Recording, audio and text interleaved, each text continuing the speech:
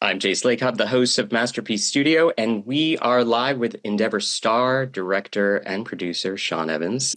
Hey everyone, how's it going? Thanks for having me. We are live. I feel like I should ask you to hold up a copy of today's newspaper, maybe the Oxford Mail or something, just to show that we are live here.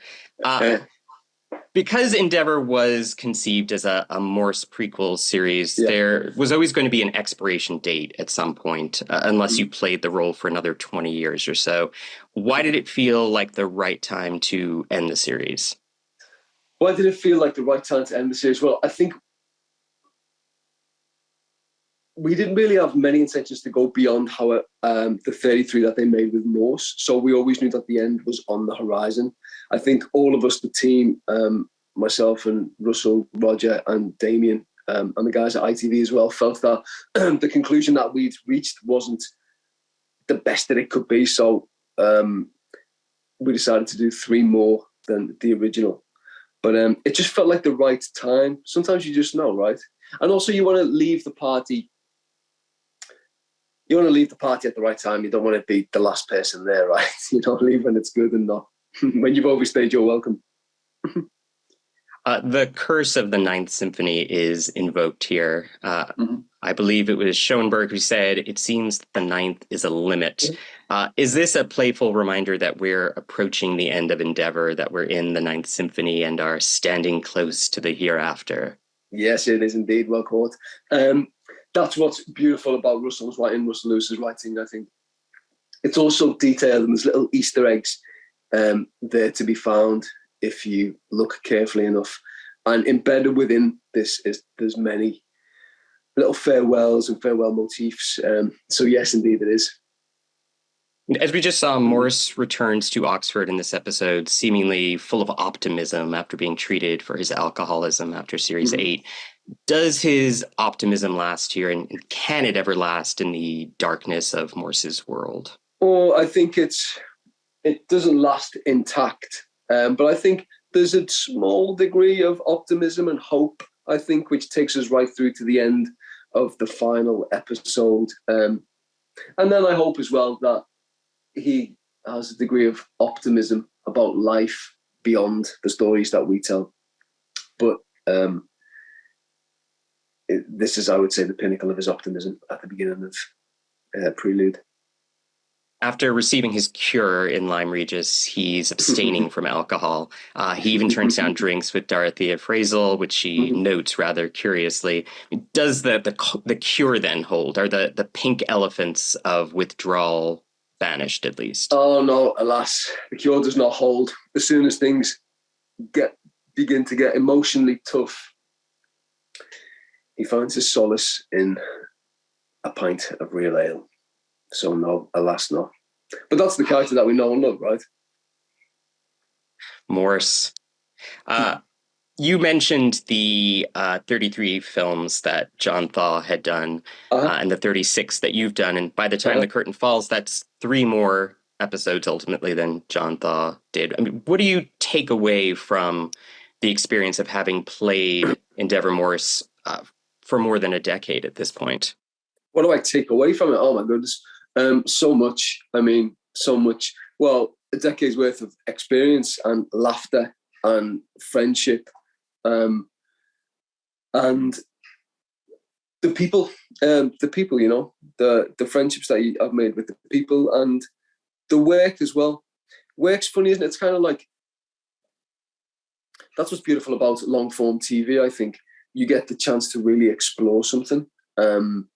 And then it becomes like a message in a bottle. You just launch it and it has its own life beyond what you'd hoped and imagined, and you get on with your life. And so there's so much that I take away from that period of time, and all with gratitude as well, I have to say.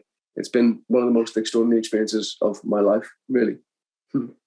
Okay, well, I'm going to ask you then to smash open that message in a bottle, crack the bottle, take out that note, and look at it. I mean, in that sense, how did playing Morse help shape you as an actor, as a director, as a producer, and as a man? Oh, wow, good question. God, that's a good question. That's a big question. How did it help shape me? Well, you know, in many, many, many ways. I think leading a company I suppose, of actors for that amount of time has definitely been a huge learning curve. And to also be learning from actors like Roger, Anton, Abigail, Caroline, and all of the extraordinary guest actors that we've had in as well. So that's been one element of, I suppose, from the acting point of view. And then from directing, I think, to be exposed in every scene to terrific directors, some of the best directors I think who are working in TV at the moment, and to see firsthand how they're conducting their day-to-day business on set, how they're getting the best out of people and how they're doing their work is sort of like a film school, So to be there up close and personal with my little notebook, taking notes and making notes, it's kind of been an extraordinary apprenticeship from a directing point of view.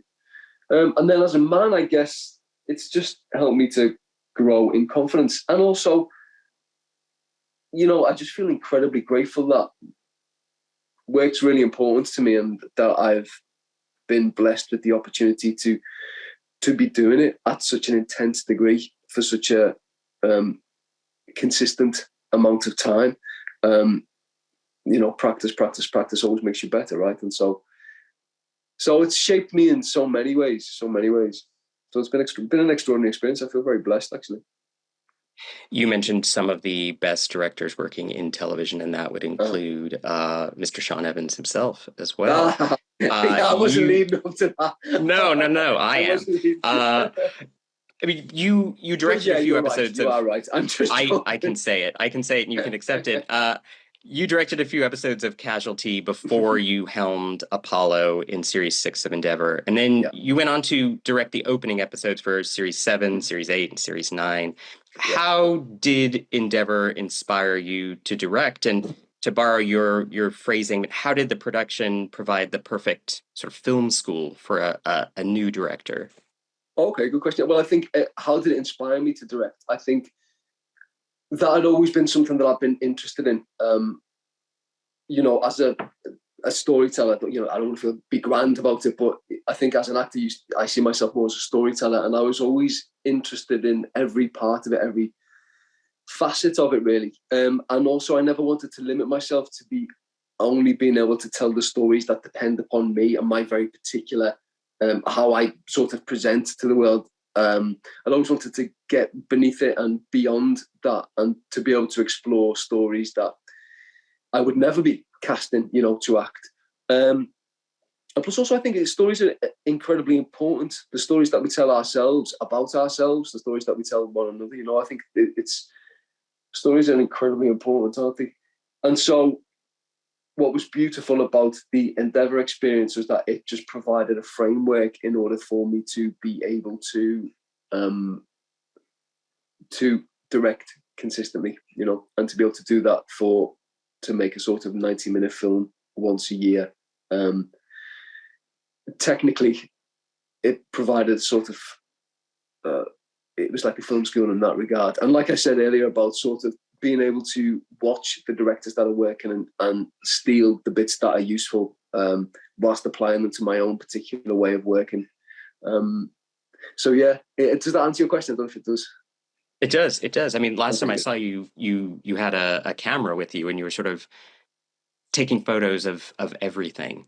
And then I've loved to see sort of how you've developed as a director, particularly with the episode everyone just saw, Prelude. We're going to talk about it in a minute, but I thought it was a beautiful episode. Thank you. We asked fans for questions as well. Kat M from Nevada asked, what will you miss most about playing Morse, and what aspect of Morse did you most or least connect with? What will I miss most about playing Morse? You know what, the people, but then with the caveat that we're all still incredibly close. Roger's in a play at the moment, and Abigail and I speak frequently. James Bradshaw, who plays Max DeBin, was in a play recently, which we all went as a team to go and see. So I will miss the people, but the people are still very much in my life. I think that's been one of the beauties of the experiences as well, is to have been able to create a family of sorts. But I suppose I'll miss the detail and the intellectual rigor of Russell Lewis's writing. Yeah, and also Damien Timmer as well, who's an exec producer at Mammoth. I'll miss their intellectual rigor. I think, you know, when talking about story and their experience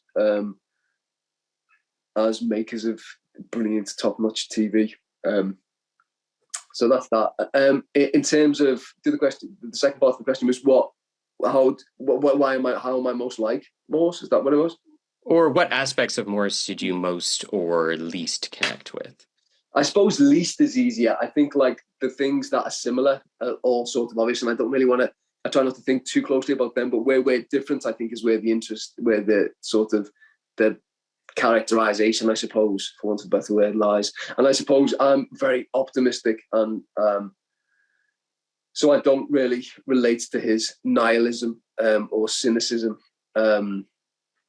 And also, I'm a very outgoing person. I kind of chat to everyone, and so I wouldn't be someone who's in the corner quietly watching. You know, I'd be more boldly introducing myself to everyone. So we're not alike in that regard. It is 1972. 7 years have passed in the world of the show. Mm-hmm. Was there any sort of trepidation about how these final 3 films would function to tie up the story and line up with Morse? Or was it a matter of just trusting in Russell Lewis to dot those I's and cross those T's, as it were? Yeah, I mean, not trepidation per se. I mean, I think we all everyone on the team wanted to make it as satisfying an ending as possible, and also to give the audience something to, you know, a reward for staying with us for so long, and to finish on a real high that's sort of emotionally impactful, I suppose, rather than a high. And you know, it's not like it's taken us by surprise. The ending, we all knew that it was coming, and I've been having conversations since the beginning, really, about how it would end and what the end would look like, and you know, that's been an ongoing conversation for virtually all the time that we've been making the show. So it was less of a surprise and more of a trusting in Russell, but also, you know, I have to say that when I read the first draft of the final episode, I did think, wow, yeah, he's done a great job there. I found it quite emotional reading the final episode. Mm. So I have to ask, I'm going to put you on the spot. Yeah. Given that there were those conversations pretty early on about how the show would end, without spoiling anything, is the ending ultimately different than what you had originally discussed?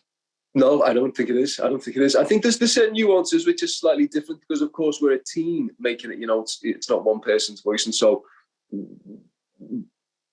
it's by committee, I guess. But no, it's still very much in the ballpark of what we discussed.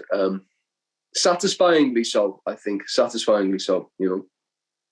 It's a pretty interesting project. It's been interesting because it's so.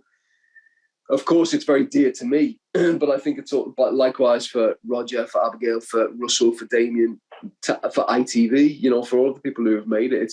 It's something that's, I think, very special and dear to us because we've been making it for such a long period of time and always encouraged one another to make it the best that it can be, you know. So we all wanted our own particular stamp on how it ended, and I do think we have harmoniously achieved that. Knowing then that the end was coming, that these would be the final 3 Endeavour films, did going into production on Series 9 feel different? That each scene, in a way, would be leading you closer and closer to that final shot? Yeah, for sure. But, you know, it felt like a celebration, really, to be honest. You know, that beautiful thing of we saying when it would end rather than it no longer being popular or it being cancelled or whatever. You know, we were sort of the masters of our own destiny there in terms of the story, and so it felt like a celebration that we've gone that far, and also knowledge that, you know what, this is the last time we might be doing this particular scene with this particular person. That in itself is a celebratory thing, but also I think as well, because we created it, I think we all felt emboldened to really push it and to make it the best that it can be for ourselves as well as for anyone else, so that we've all got something that we're incredibly proud of. So yes, it did feel precious, but in a really, not in a sad way, in a really good and emboldening way, I suppose. On a personal level, yeah. I mean, I would imagine so. Mm. Jody K from Florida asks, how did you approach playing the role of a younger version of an established character? Did you have a plan for how your character would evolve towards his older self? I didn't have a plan. When it first began, I hadn't seen any of John Thor's TV version of it, so I just read the books. I'd read one or two of the books, and then when the job came my way, I read all of them. And then I was intrigued, and I had a lot of questions about how we could take someone in his mid-20s to the person that we know in his, early 50s or whatever. I was intrigued and I had many questions about it, but no answers. And so I think slowly, it began to emerge, for me at least. But I didn't come in with a great master plan of how we would do it or how I would do it. I just thought, try and make each scene as truthful and as interesting for me and for the character as possible, We come now to talk about Prelude, which you directed beautifully. It's full of murder and music and menace. You're working with a full orchestra here. Each of these Endeavour films offers its own unique challenges, but what challenges did Prelude offer in terms of directing? What challenge did Prelude offer in terms of directing? Good question. Well, the orchestra, actually, now that you've mentioned it, because music is such an integral part of the show and part of this character's life and inner life, the music is we wanted to get that right and make it the absolute best that it can be. And so Matt composed some music for it. And then we got an orchestra, and the actors who were part of the orchestra, we wanted to see people who would also had a degree of proficiency with the violin or with the instruments that they were playing. And so I thought, that's going to be a challenge. I wonder if we can get actors who are really brilliant and also, grade 8 violin. Unfortunately, we did Susie Paris, who has been, Susie Paris, who's the casting director of Endeavour since the beginning, is kind of an unsung hero on this, I believe. She's done magnificent work pulling together extraordinary, some of the best actors working in the UK at the moment, and consistently she's done that in every single episode, and she did it again with this. And so we fortunately managed to populate the orchestra with extraordinary actors who are also extraordinary musicians. So what was a challenge also became a really interesting process, yeah. A challenge to an opportunity, basically. Yeah, exactly. That's what I was looking for, Jace. That's much better. The first shot of Morse this season is an interesting one. We see a crossword puzzle, then we see Morse doing it sitting alone in Christchurch Meadow against the backdrop of Oxford. And he seems very separate, isolated. What were you looking to say about Morse as a character with this shot at the start of Series 9? Well, two things, actually. Exactly that he is isolated and separate, but also he is completely in his world. Like, there's no to and fro anymore. There's no, maybe I'll retire, maybe I'll go and do this. There's no on a bus on his way somewhere. I wanted him to be completely in his universe. And that seems the most fitting place to do it. I mean, that sense of isolation, I think, is echoed elsewhere in the episode. There's that shot of Morse striding through the arcade before he questions the orchestra members, and we get that series of arches that sort of dwarf the solitary Morse. As a director, do you think in terms of motif? Oh, do I think in terms of motif? I think in terms of pictures, I guess, and also I think in terms of juxtaposition. So I think one image is only powerful when placed against another image, or as in the case of the one that you've just spoken about, those magnificent arches. I thought it was sort of a subconscious feeling, really, but as soon as I saw it, I thought, oh yeah, that's right. Someone who's got a huge intellectual life above him, which is kind of glorious, above his head, because of his great intellect. There's something about that which kind of makes sense to me. But also, trying to isolate him in the frame as much as possible to try and keep him on his own, keep him separate from the other actors. It's twofold, really. It's a way, I think, of saying this is the person who's taken us through the story, and so the audience completely identify the subject, with this character. But it is also a way of saying, in this particular case, he is at his most alone now. He is at his most isolated, or certainly will be by the end of it. And that is, again, going back to what I was saying about doing the crossword in Christchurch Meadow. He's not only in his physical place, but I wanted him to feel completely in his emotional place as well. That sounds very highfalutin, doesn't it? But yeah. No, mission accomplished. That was the intention. Endeavour and Thursday have had such a complex dynamic over the course of these 9 series, one that has been tested time and time again. They kind of found something that was maybe akin to a father-son bond, a mentor-student bond. I mean, what does Morse think of Thursday, and does that bond extend beyond their working relationship at this point? Oh, for sure. Yeah, for sure. I mean, I think it's all so rich and complex. Like I said, being able to tell a story for such a long period of time, and the granular detail of Russell's writing, but also of Colin Dexter's as well. Like in the books, Morse has a very fractious relationship with his own father, who left his mother, whose mother then died of cancer. And then Endeavour was pulled from that environment to go and live with his dad and stepmom, with disastrous results. And then went to go to Oxford, meandered around for a few years, and then landed as a detective in Oxford with this ready-made father figure who not only shows him how to be a better policeman to some degree, but also I think provides the first real role model of how to be a man, how to be a good man, how to be a family man. At least that is what Endeavour is putting on him, I think. That's what Endeavour's putting on him.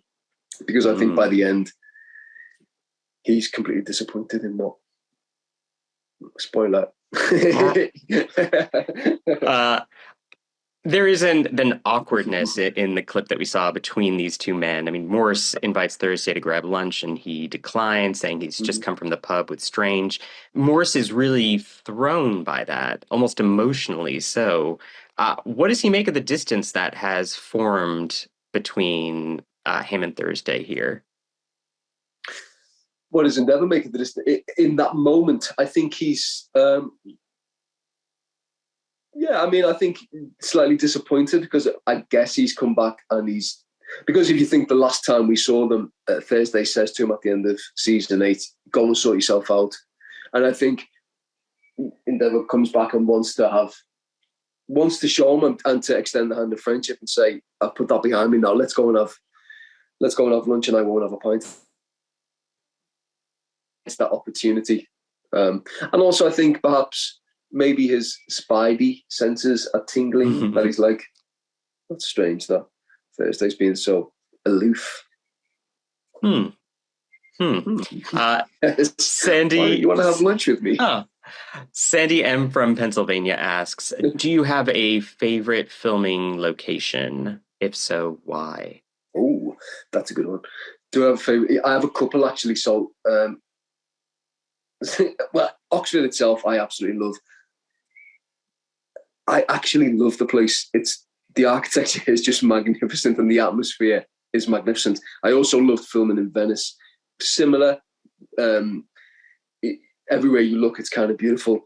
But I suppose one of the colleges which was my favourite was St. Cat's. I love architecture, so it's designed, I think, by Mies van der Rohe, and it's everything about it is just so well thought out and well put together, down to the cutlery, the carpets, the chairs, and it was just a delight to be filming in a place which is so well, it wouldn't be everyone's cup of tea, but to be in a place that is so well considered in every single detail was one of my favorite. I can't remember the title of what film that was, what episode that was, but yeah, that was one of my favorites.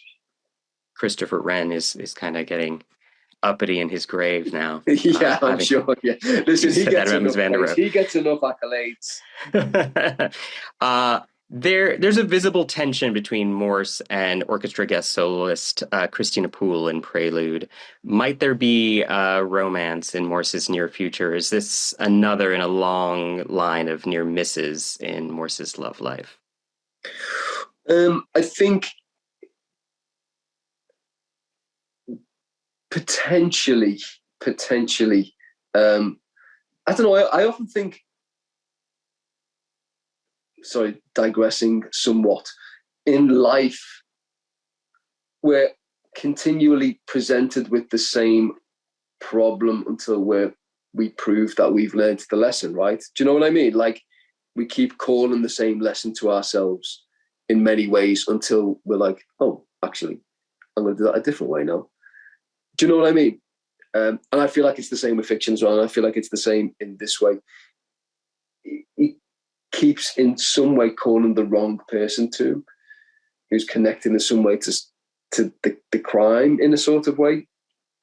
And it's just not going to work out. So the sooner he learns that lesson, the better, I think. That doesn't answer your question at all, Jace.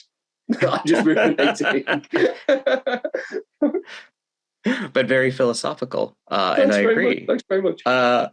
Jenny S. from Maryland asks, which episode or scene was the most challenging for you emotionally, and how did you see it through? Which episode or scene was the most challenging emotionally? I think she's probably asking, I can remember, I think she's probably asking, like, given that it was the end, did it feel emotionally charged in that way?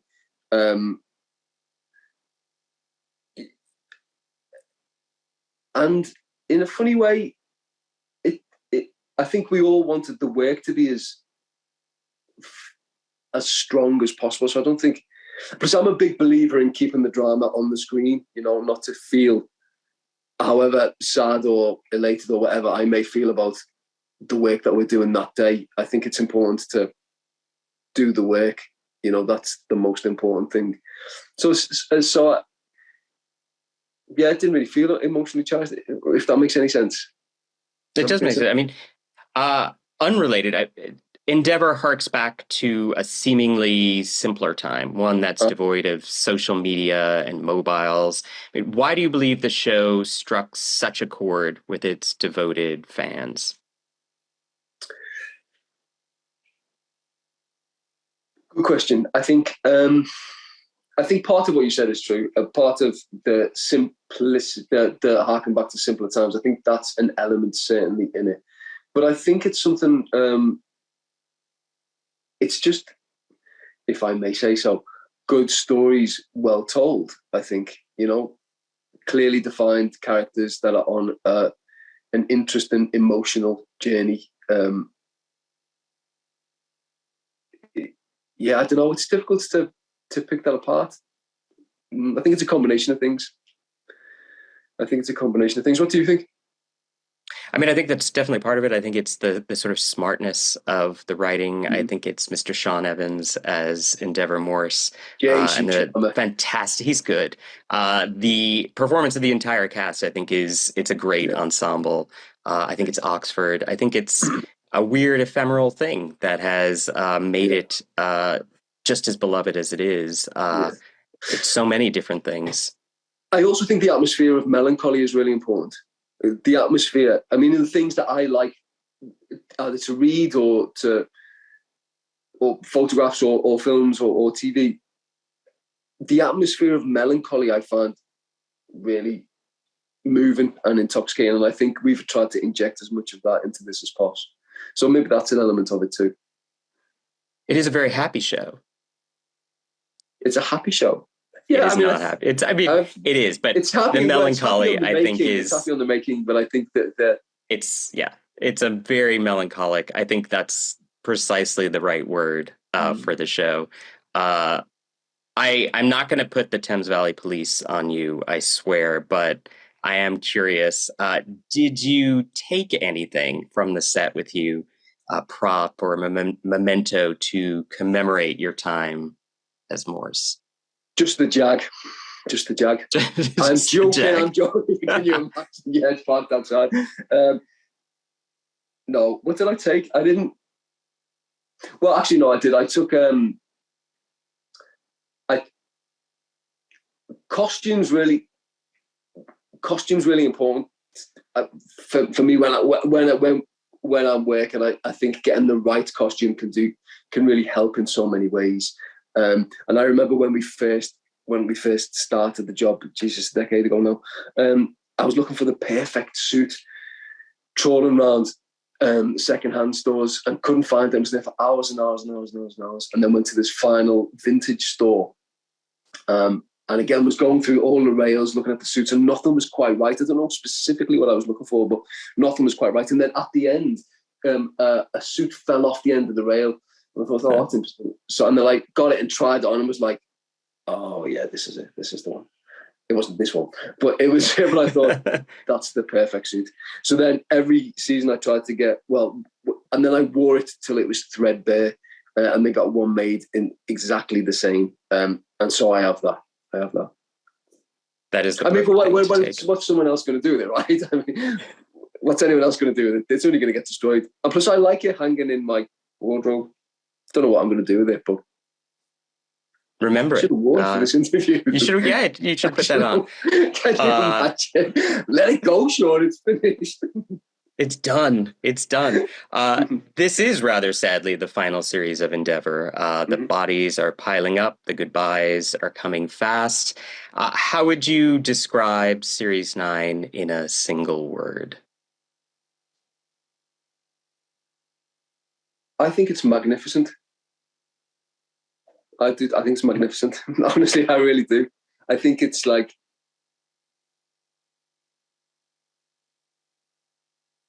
I think it's really good.